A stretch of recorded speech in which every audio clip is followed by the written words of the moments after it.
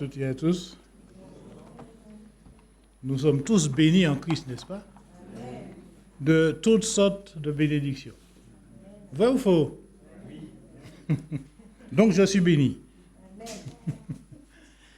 Je bénis d'autant plus que Seigneur parce que tout depuis ce matin, ça va dans la direction du Saint-Esprit et de ce que j'ai voulu vous dire. Comment un homme avec un simple désir, peut avoir toute sa vie changée.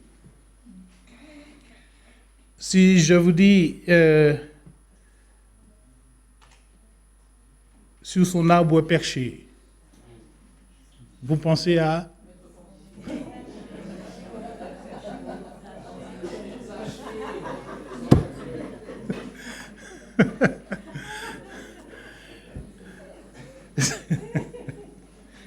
Zachée. Que savons-nous de Zachée? À l'école du dimanche, on vous l'apprend, en principe. Tout le monde ici a entendu parler de Zachée. Qu'est-ce qu'on sait de Zachée? Il était petit. Il était riche.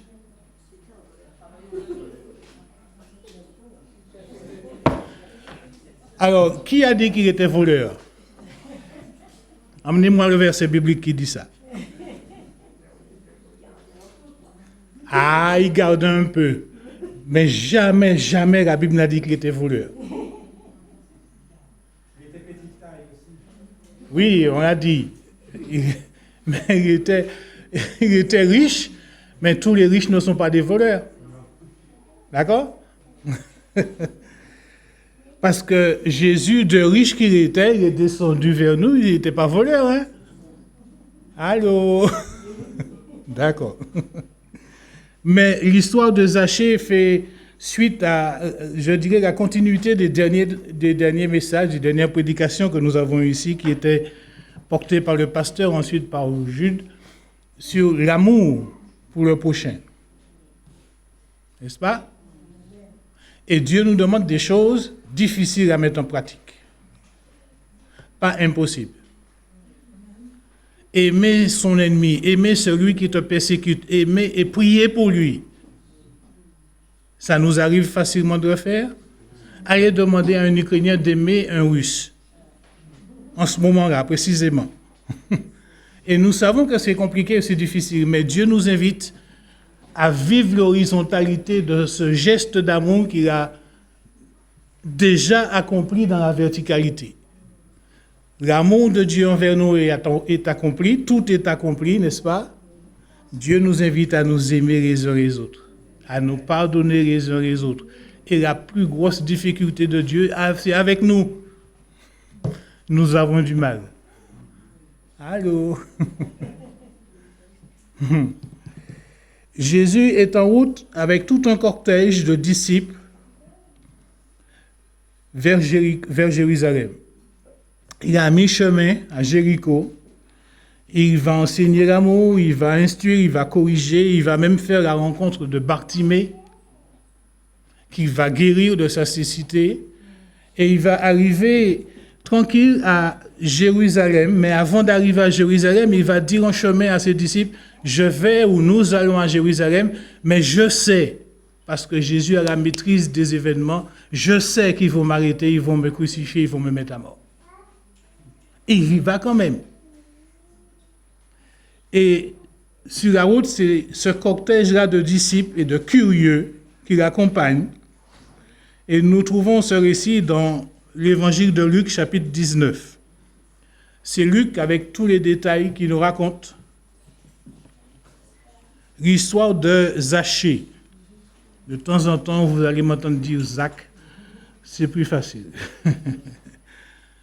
La version La Colombe. Jésus entra dans Jérusalem et traversa la ville. Luc, chapitre 19.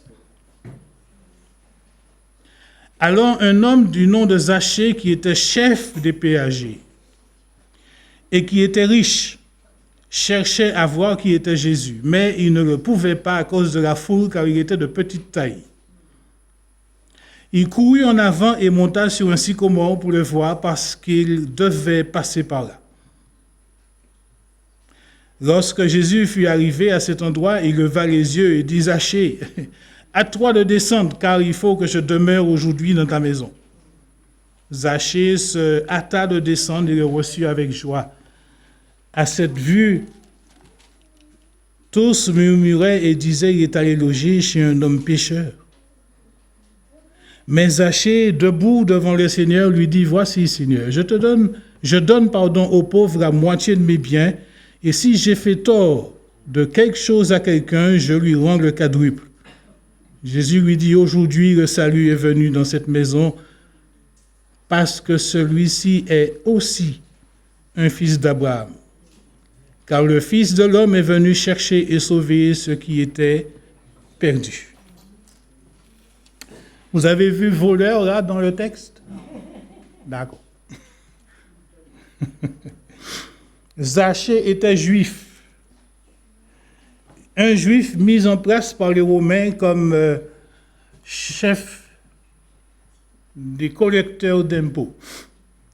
Et à cause de cela, il était méprisé par sa propre race. Parce que travailler pour l'ennemi, c'est-à-dire les Romains, c'est être un traître, un pécheur. Il n'y a que les pécheurs qui fonctionnent comme ça. Et à cause de ça, à cause de sa fonction, il s'est fait détester. Et de là, peut-être certains ont dit qu'il était chef voleur, parce que si certains collecteurs d'impôts volaient, il ne l'est pas dit de Zachée. On est d'accord? Donc, corrigeons-nous quand nous enseignons à nos enfants. La Bible ne dit pas qu'il était voleur. Parce que les Romains, ils prenaient quelqu'un, ils mettaient en place. Et tu n'avais pas le choix. D'ailleurs, on n'a jamais traité Matthieu ou Lévi de voleurs, parce qu'il était aussi collecteur d'impôts choisi par Jésus pour être apôtre. D'accord? C'est ainsi que accepter un poste à responsabilité par Zachée, comme celui-là qu'il occupait à l'époque, c'était se mettre à dos avec la population. Mais je répète, il n'avait pas le choix. Il fallait vivre. Et puis on ne disait pas non aux Romains, parce qu'il y avait le choix entre travailler et puis... Bref. Les Romains imposaient à l'époque. Et nous savons qu'il était collecteur d'impôts. Et la deuxième chose, c'est qu'il était riche. Est-ce que c'est sa fortune qui faisait de lui un voleur? Tous les riches, je répète, ne sont pas voleurs. C'est la manière dont ils s'acquièrent de leur richesse, peut-être. Mais ceux qui, comme moi, sont tombés dans la richesse, hein. Et j'ai dit, j'étais béni. De toutes sortes de bénédictions. Je ne veux pas tout dire à ma femme, elle ne sait pas. Bon. Mais il était bien payé. Et vous savez, on a parfois des envies comme ça contre les gens qui possèdent. On dit, oui, c'est mécanique. Il voyage, il achète, il roule, il fait tout ce qu'il veut. Mais pourquoi je ne peux pas faire comme lui? Parce que tu n'as pas les moyens comme lui. Mais lui, il a hérité, ou bien il a travaillé pour. Mais bon, il a peut-être aussi volé. Mais ça a créé chez les Juifs une certaine jalousie envers Zachée. Et on lui a attribué le qualificatif d'être chef voleur. Vous savez, nous connaissons beaucoup de choses sur des gens que nous ne connaissons même pas. Je répète. Nous savons beaucoup de choses sur des gens que nous ne connaissons même pas parce qu'on a entendu dire. Il paraît que. Vrai ou faux? Mais est-ce que ce qui est dit est vrai? Et c'est là qu'il faut faire attention. Personne n'a jamais vu Zachée mettre la main dans le tronc et puis voler et mettre dans sa poche. Mais c'est un voleur parce qu'il est collecteur d'impôts. Vous savez, l'argent a un autre défaut, la richesse, c'est de nous rendre puissants.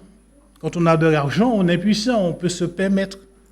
On a des collections et puis on se fait voir. Et on méprise l'autre. Ben oui, parce que tu n'avais qu'à travailler à l'école. Et oui, il a fait des efforts, mais il n'avait pas l'intelligence que tu avais. Il ne trichait pas. Et beaucoup arrivent en trichant. Tous les riches ne fonctionnent pas ainsi, mais Zachée, il était là, et vous allez découvrir qu'il était tout à fait différent de ce que les autres disaient de lui. Zachée en hébreu signifie juste, pur. Et s'il faut faire une parenthèse ici, nous sommes aussi en Jésus-Christ déclarés justes et purs. Allô? Est-ce que nous faisons des choses justes? Est-ce que nous disons des choses justes? Chacun de voir. Mais aux yeux de ses compatriotes, il n'était ni juste ni pur parce qu'il était juste chez l'ennemi. Il travaillait pour l'ennemi. Et de surcroît, c'est un renégat, envié, jalousé, méprisé. Et malheureusement, Zachée vivait ça mal. C'est normal. On vous traite de voleur alors que vous n'avez jamais rien volé. Menteur, hypocrite, traître. Qu'est-ce que j'ai fait? On a simplement dit, il paraît que. Vous savez qu'avec des rumeurs, on enterre les gens vivants. Parce que tout le monde le dit. C'est connu. Est-ce que c'est vrai? Zachée, un petit homme, mais une grande histoire.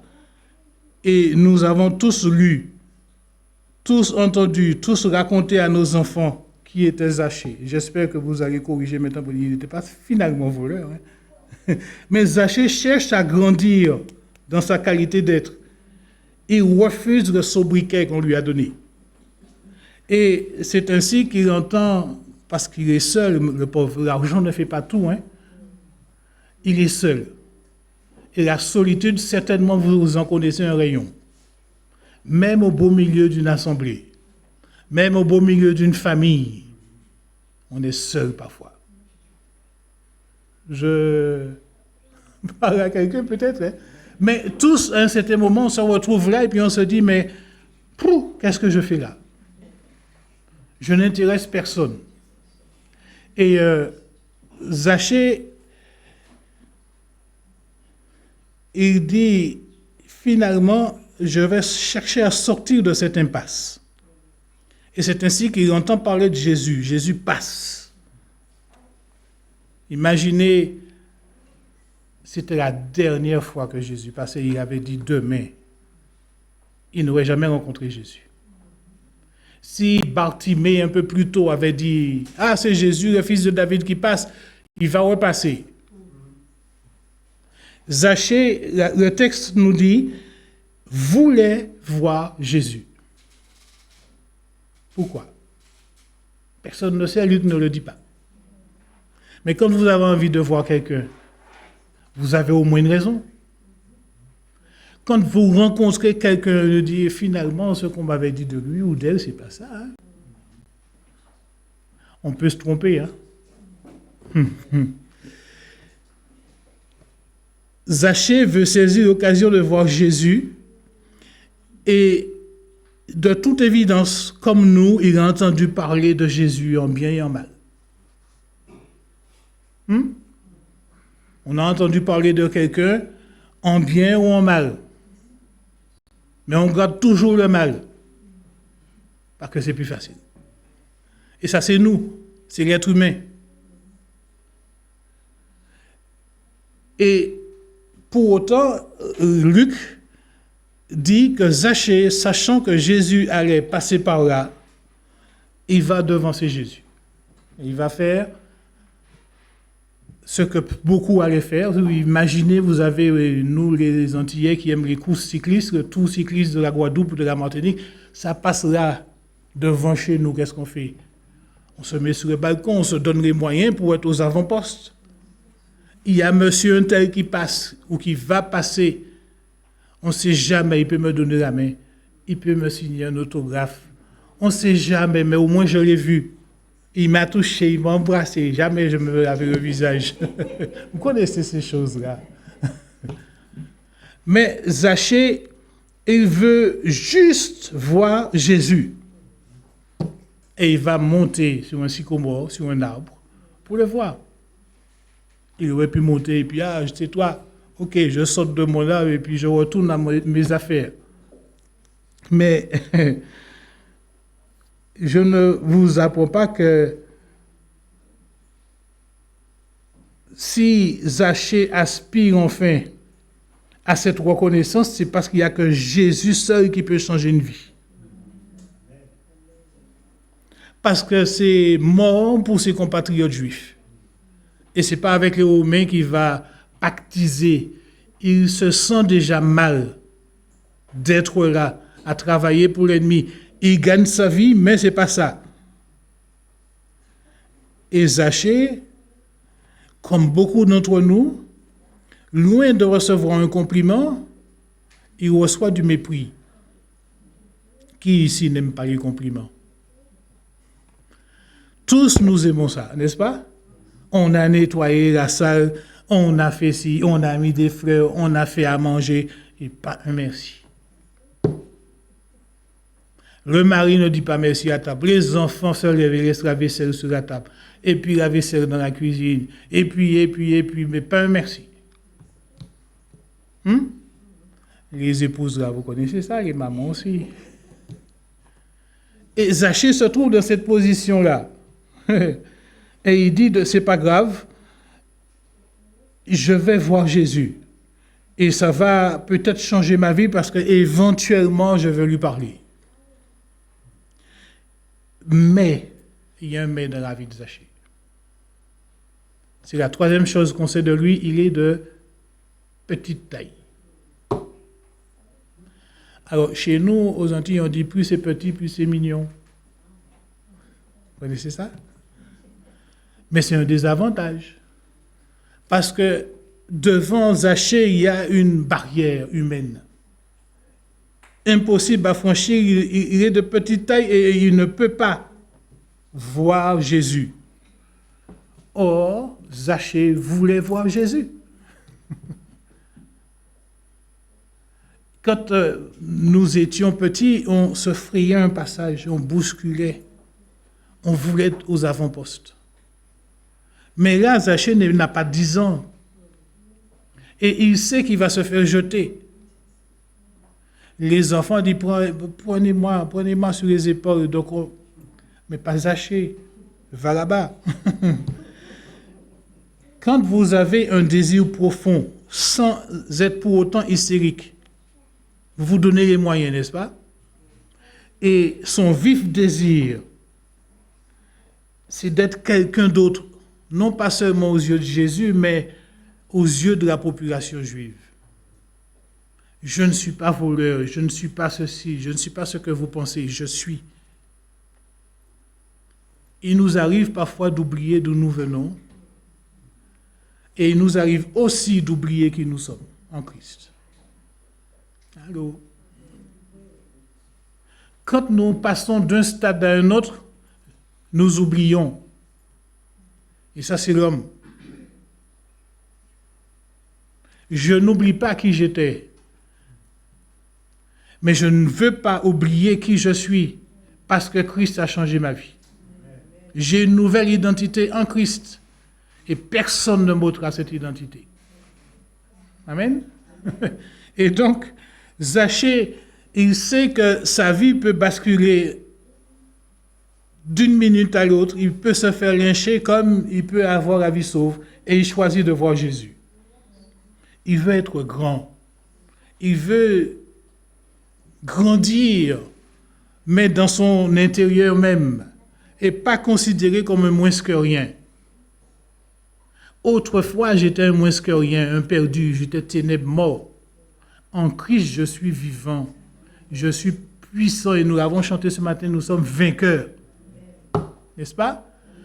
Et personne n'a le droit de me dire tu es un moins que rien. ignare. Et l'homme a ça facilement. Zachée ne baisse pas les bras et il ne baissera pas les bras. Il se moque du camp du raton et il sait qui il est et c'est sa force de caractère. Et il veut voir Jésus, il va devancer le cortège. Et Luc précise qu'il grimpe à un sycomore. Alors je n'ai pas l'image d'un sycomore, je ne sais pas à quoi ça ressemble. Mais si je vous dis un arbre à pain ou bien un cocotier, vous allez vous retrouver, un manguier. Mais il est monté à un arbre. Et de là, on domine. Et on aurait pu discuter de cet arbre, parce que d'un arbre, on peut sortir des poteaux, on peut sortir des planches. Et si on pousse encore plus loin, on peut faire du papier. Et c'est d'un arbre qu'on a sorti certainement le poteau de la croix, le bois de traverse, etc. Mais bon, le texte ne parle pas de ça. Et on ne sait pas non plus la qualité du bois. Mais dans la nature, nous avons des arbres plus attirants que d'autres, plus droits que d'autres. Il y en a qui sont tordus. Il y en a qui sont agréables à la vue et qu'on fige dans l'histoire. Mais l'envie de toujours grimper à un arbre, même chez les filles, ça nous a toujours chatouillés, n'est-ce pas? Ah, j'ai eu 5 sœurs et toutes montaient aux arbres. Ceux qui étaient à fouet pour les grands-parents. Parce qu'une femme ne monte pas un arbre. Mais nous aimions monter dans les arbres et puis jouer. Et sauter de l'arbre quand un adulte arrivait, sans tenir compte qu'on pouvait se faire mal. Bref. Mais le désir de Zachée, ce n'est pas le même que celui de Jésus. Zachée voulait juste voir Jésus. Il avait ce désir. La Bible dit que Dieu se laisse trouver par ceux qui le cherchent. Le voir et le rencontrer, c'est deux choses différentes.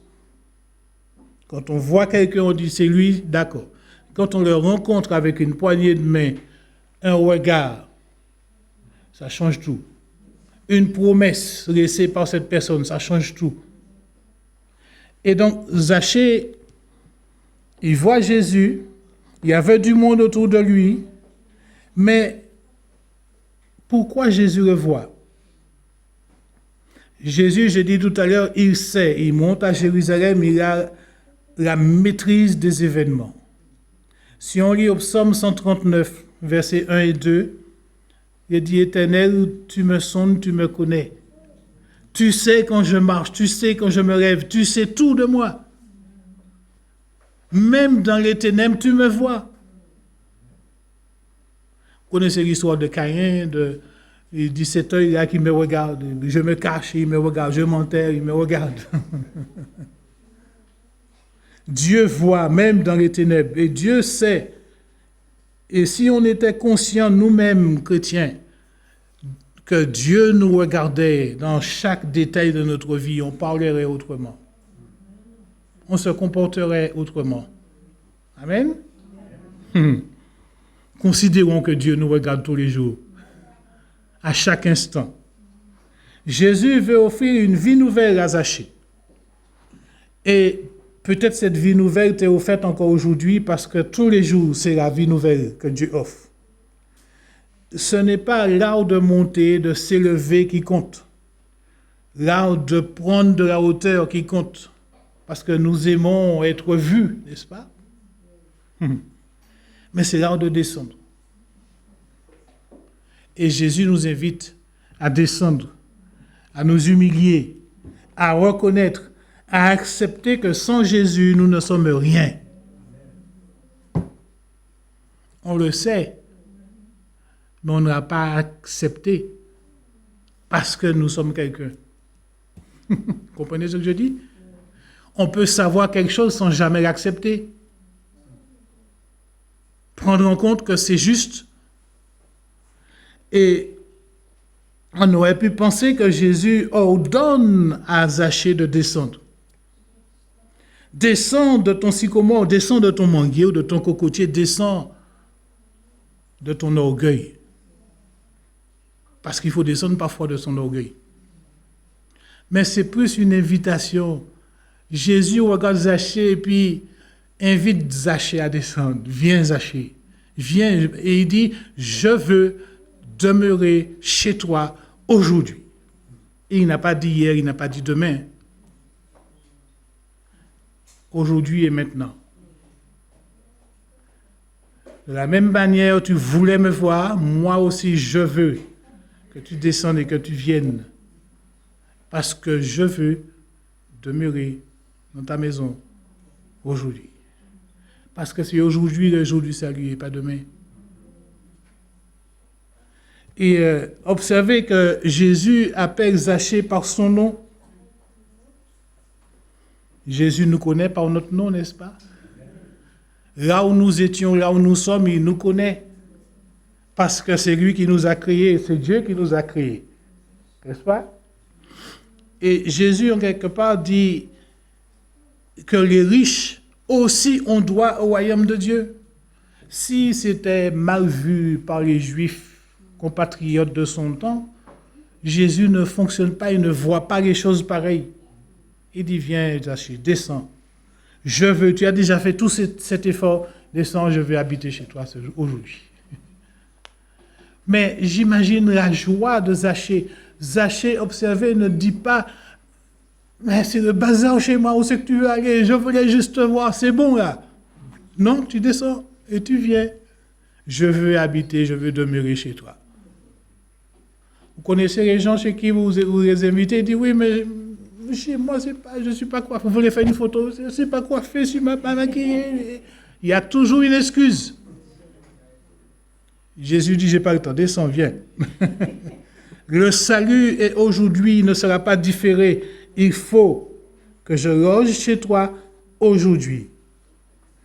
La Bible dit que Jésus, comme je l'ai dit tout à l'heure, de riche qu'il était, s'est fait pauvre pour que par sa pauvreté, nous soyons enrichis. Et il va montrer à Zachée, donner à Zachée la possibilité de comprendre que le vrai riche, ce n'est pas de posséder de l'argent, mais c'est de posséder la vraie vie en Christ.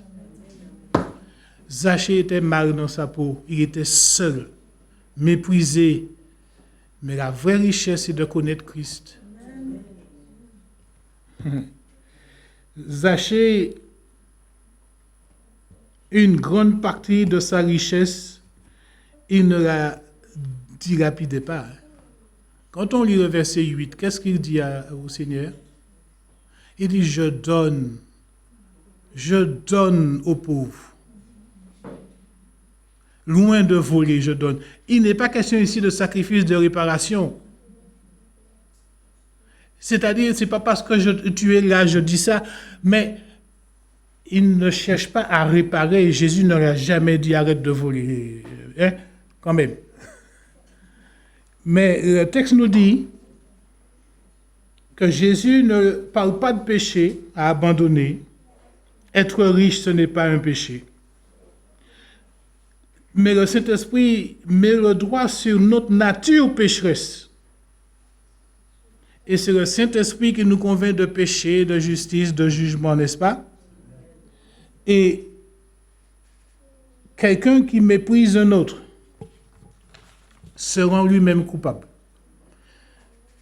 C'est Jacques qui le dit, et je vous invite à lire ce texte parce qu'il est important que nous le lisions, que nous le maîtrisions. Jacques chapitre 4.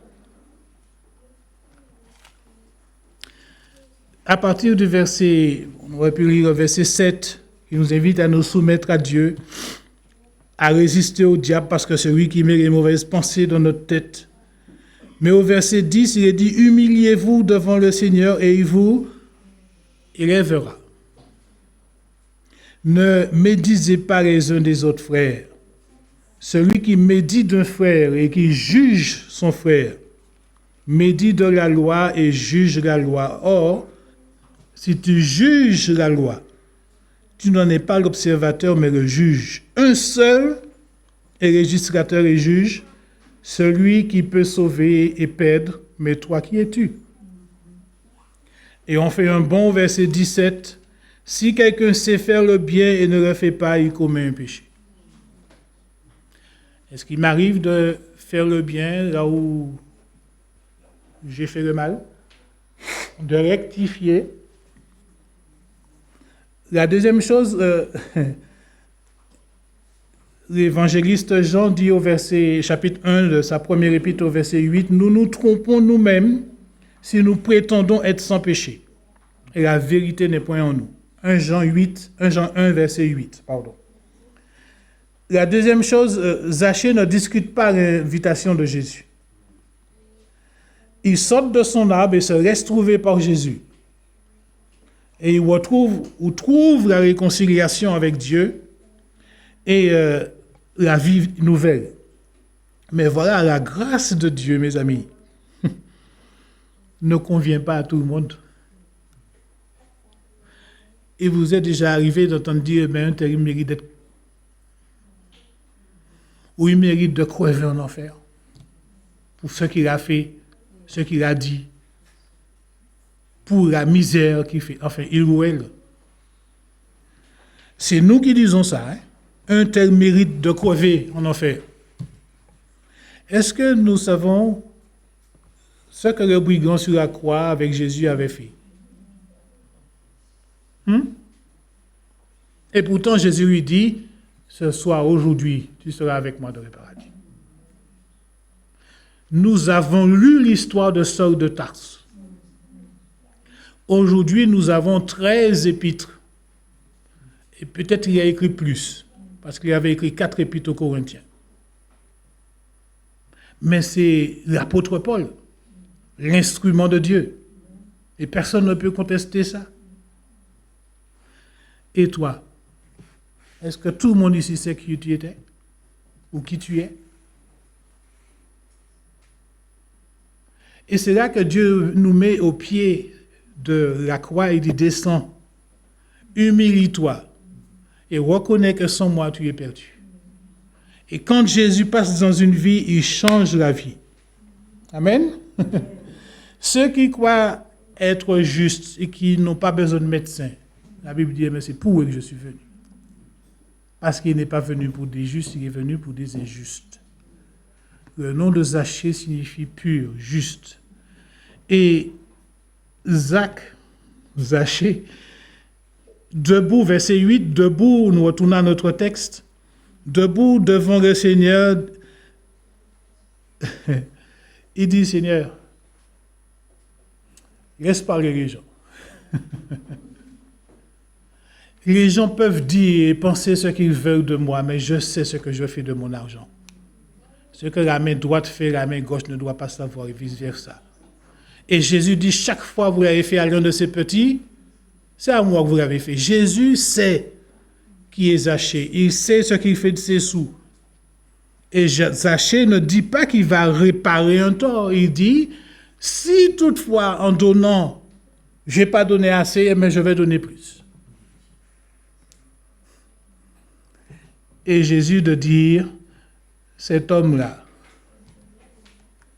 lui aussi est un fils d'Abraham, le père de la promesse, le Dieu celui avec qui Dieu a fait l'alliance. Et il nous arrive de maintenir à l'extérieur du royaume, parce qu'il ne le mérite pas, des gens et des femmes et des hommes que Dieu a choisis dans sa préscience de sauver.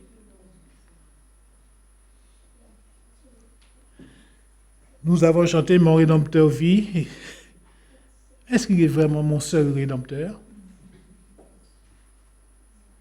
Il est Rédempteur de tous les hommes. Et Jésus dit qu'il ne met pas dehors celui qui vient à lui. Il ne regarde pas aux apparences. Il ne nous regarde pas non plus comme nous faisons de haut en bas et de bas en haut. L'air de mépriser. Mais il regarde. Ok. Il sait ce que nous avons nous-mêmes. Il sait avant, comme nous l'avons lu dans Somme 39, ce que nous allons dire, ce que nous allons penser. Il connaît le cœur de Zachée et ma question, est-ce que ton cœur aujourd'hui désire voir Jésus et connaître Jésus comme Zachée le voulait? Jésus va occulter ce que les hommes en face de lui disaient.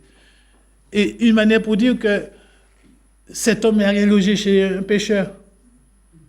Et il disait la même chose auparavant quand Marthe ou Marie était venue jeter le parfum sur les pieds de Jésus. Il mange avec les gens de mauvaise vie. Et il fait ci, il fait ça.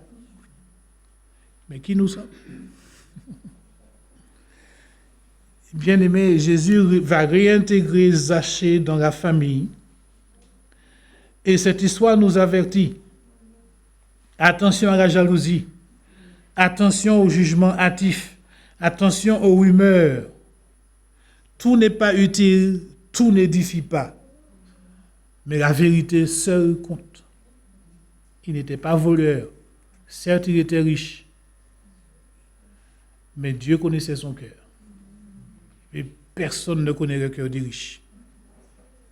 On connaît moins le cœur des pauvres. Mais on connaît leurs besoins. Et c'est là que nous devons nous montrer justes.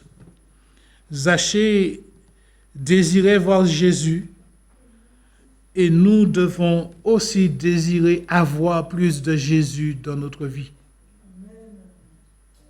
Jésus va poursuivre, je terminerai sa route vers Jérusalem avec un fidèle en plus. Un fidèle au cortège. Il avait déjà embrassé Bartimée sur la route, encore un deuxième. Zachée aurait pu embrasser Judas, hein, parce qu'il connaissait le milieu, le domaine des finances. Mais bon, le texte ne nous dit pas ça. Pour montrer une fois de plus que Dieu est miséricordieux. Il fait grâce à qui il veut. Il sauve qui il veut. Et je ne suis personne sinon un sauvé par grâce. Au même titre que Zachée. Alors refusons d'être des perdants, des victimes, mais soyons de ceux qui désirent plus de Jésus, mieux le connaître, pour mieux voir, non pas sa gloire, nous vivons déjà dans la gloire de Dieu, mais pour voir sa bonté à l'œuvre. Comprenez? Voir la gloire de Dieu, c'est vivre la vie de Jésus. C'est lui qui nous a montré la gloire de Dieu. Mais nous devons prier et vivre les bontés de Dieu chaque jour. Chaque jour, Dieu nous fait grâce. Chaque jour, Dieu nous attribue sa bienveillance. Et la lamentation de Jérémie dit, ces bontés ne sont pas à leur terme. Amen. Et Dieu nous encourage.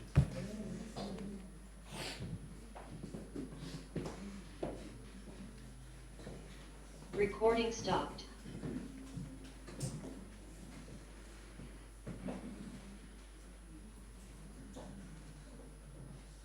Merci à notre Seigneur pour sa parole et que nous puissions,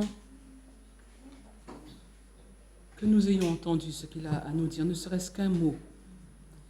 Et chaque mot prononcé par notre Dieu est un mot puissant. Amen. Soyez bénis, bien-aimés. Sans aucune transition, je vais demander à un volontaire de passer le panier pour les offrandes.